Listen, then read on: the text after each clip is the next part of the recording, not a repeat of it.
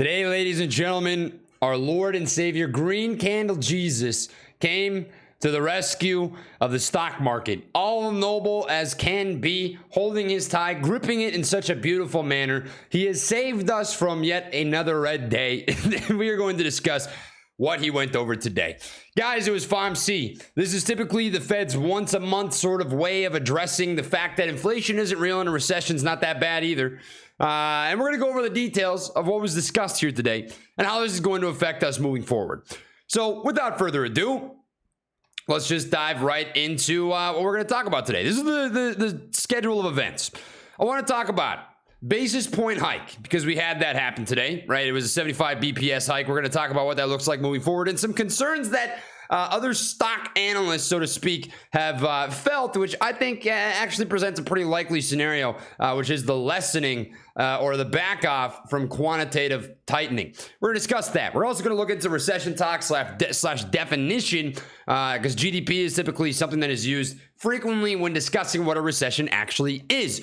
He also discussed labor markets being strong but slowing down. We're going to dive into this and sort of debate what this looks like for the reality of a recession, the reality of the stock market, the growth slowdown being necessary alongside the fact that they are not trying to cause a recession. You did not hear that incorrectly. This is something that actually came out of Green Candle Jesus's mouth. And then the balance sheets, RRPs, the reverse repurchase agreement market, the overnight market, which is a transaction that takes place between banks and the Federal Reserve for cash and treasury notes, which you can think of as bonds, right? So let's just dig right into this. Okay.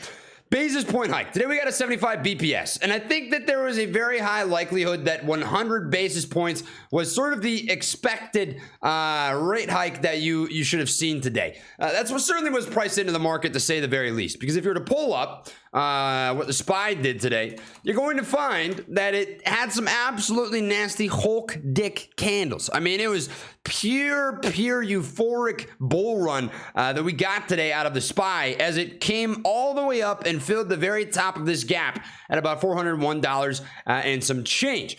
This comes off of expectancy. If you were to think about the market in terms of uncertainty versus certainty, expectancy is what moves things. So if people are expecting 100, but it's better than that, well, stocks will go up. A great example of this would be yesterday, Microsoft and I think Google both missed earnings. However, they didn't miss as bad as the market had priced in and as bad as was expected. In a recessionary sort of economy, in a recessionary talks that surround the market right now, when you're not absolutely bombing, you're not freaking getting smoked out on earnings, that's viewed as a good thing because that is better than expectation. The expectation seemed to have been, at least according to the way the stocks moved, that earnings would go a lot worse for lots of different companies out there. This allowed the run that we had today. But there's more to say.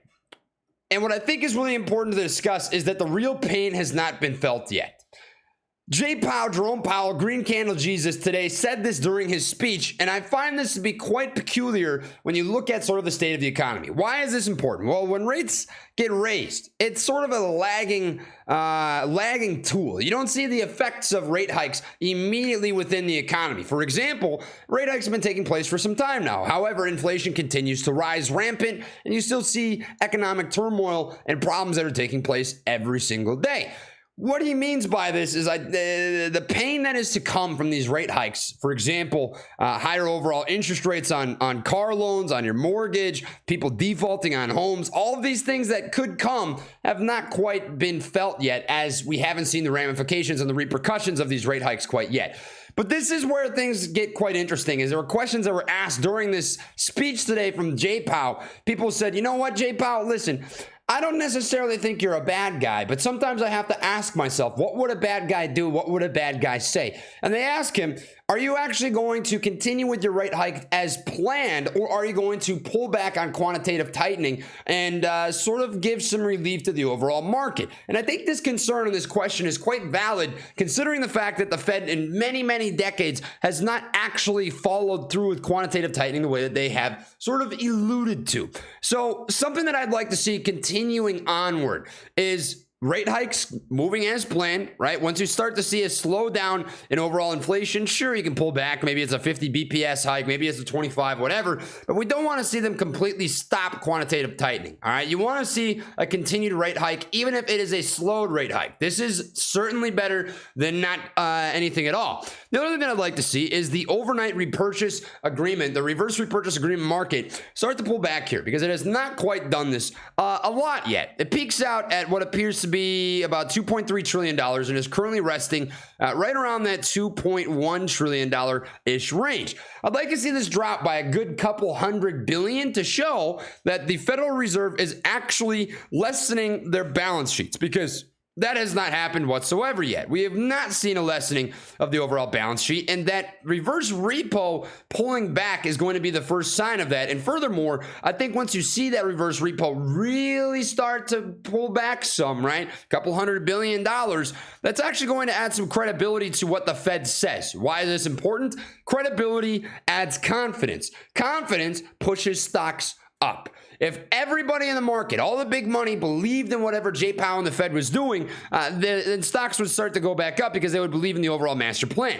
Uncertainty and a lack of confidence in Jay Powell is what leads to stocks selling off. If there's no fear, if people aren't scared, if they believe what people are saying at the very top of the pyramid, they're going to just continue to buy stocks as planned. You add that confidence back, you start to pull back on the balance sheet. I think you're going to see some confidence get reestablished into the market, and that is really going to add some certainty to the punches that are coming.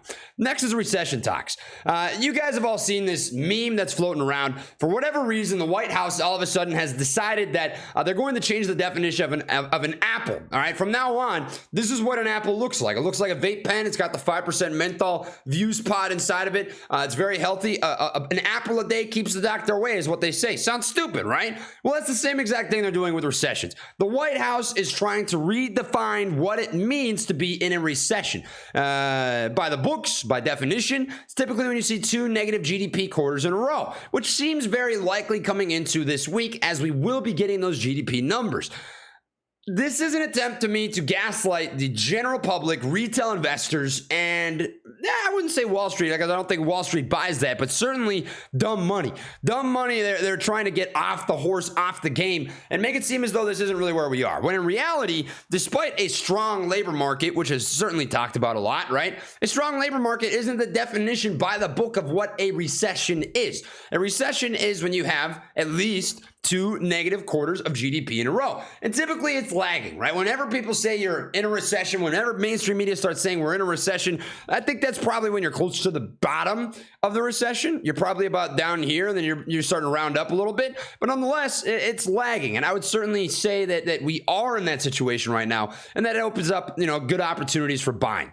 Labor markets being strong but slowing down. Now, this is something that Jay Powell has been on for quite some time. Because of how strong our labor markets are, and this is certainly not just him, but because of how strong our labor markets are, we cannot be in a recession. And he went on to say that we are now finally starting to see a slowdown in overall spending and a slowdown in economic growth, which appears to be one of his mainstream goals. He wants to see growth slow down because he finds it to be necessary. And alongside that, he claimed that we are not trying to cause a recession. But I ask you this, all right, if you see a slowdown in the overall labor markets alongside rampant inflation, if you start to see a slowdown in growth in the economy, if you start to see a pullback in expectations from really big blue chip names such as Walmart, as an example, what do you think that is going to do? Well, this is an oxymoron. I'll answer the question for you. Growth slowdown being necessary, it is not even remotely similar to not trying to cause a recession. If your goal is to slow down growth,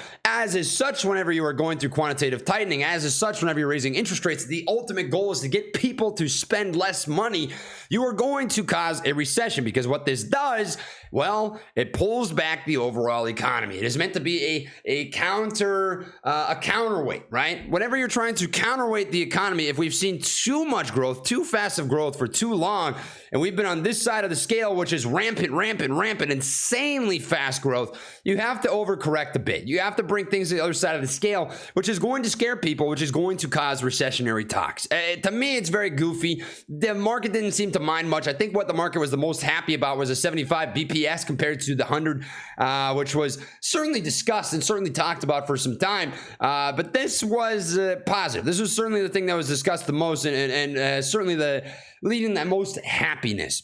Lastly is the balance sheets. And I sort of touched on this before, but something that I'm watching very closely is the reverse repurchase agreement. It is not a coincidence that when COVID hit, you saw massive amounts of inflow into the reverse repo market. You come all the way back to March 31st of 2021, and the banks really started utilizing this RRP, reverse repurchase agreement transaction, every single day. And it has continuously grown and grown and grown and grown and grown. This has been a cause for concern for some time now. And the majority of the reason is whenever you see this much money move in that quickly between banks and the Federal Reserve, you see these transactions take place over and over and over and over and over again. People have to start asking themselves, where is this money going? What is the purpose of these transactions? And in the most simple way possible, a reverse repurchase agreement, as I mentioned before, is a transaction that takes place between banks and the Federal Reserve. And typically what you're going to see happen is if, banks, this can go both ways, may I add, if banks are sitting on a whole buttload of cash, right? And this is the reverse repo market. If banks and the Fed have these transactions that are taking place in which the Fed is essentially selling, right, notes, Treasury notes, back and forth to banks, right? Banks will get Treasury notes, and then the Fed will get money. This would be considered a repo agreement, right? The opposite of this is the reverse repo. The reverse repo is when banks are getting a piss ton of money from the Fed, and then the Fed is getting these Treasury notes in return. Well, what needs to happen is the Fed needs to start selling these, giving these back to banks. Why are banks sitting on this much cash in the first place? Why are these transactions taking place? Well, guess what? The Federal Reserve isn't sitting on as much cash right now. They're very heavy on securities, and what they are claiming that they'd like to do is start to become more cash independent. They want to sit on boatloads of money instead of securities, whether it be the stock market, whether it be mortgage-backed securities, or whether it be the reverse repurchase agreement market. They want to get some of that cash back in their banks, in their books, and that is going to sort of give them some liquidity to sit on, right? Well, this has not happened yet. Banks are sitting on a ton, but not necessarily the Federal Reserve, which tells you that quantitative tightening has not quite been what it's been claimed to be yet. We want to see this. Once you really start seeing these balance sheets, the RRPs start to pull back, this falls in line with what I mentioned before, confidence in the Federal Reserve, confidence in their skills and their tools and all this nonsense to get the job done. I think at that point you can be very confident saying that things will be on the right track. But nonetheless, confidence has certainly restored to some extent today in the markets. We still have a couple days of the week left on a very big earnings week, so things can turn around wickety split just like that. But this is a good sign. This is I think a decent sign moving forward, even if not quite everything Jay Powell said was up to snuff. There's things that I think we'd like some more of, and that's certainly not gaslighting about a recession and gaslighting about tools and blah blah blah. But it's a step. It's a step in the right direction, and I'm pretty satisfied with that. And now you're up to speed with everything that was discussed today. Those are my takes. Those are my opinions. Please let me know what you thought about the FOMC meeting in the comment section down below so I can read through it. And that's what I've got for this video. So until the next one, I appreciate you guys. Much love as always. Like taps and peace.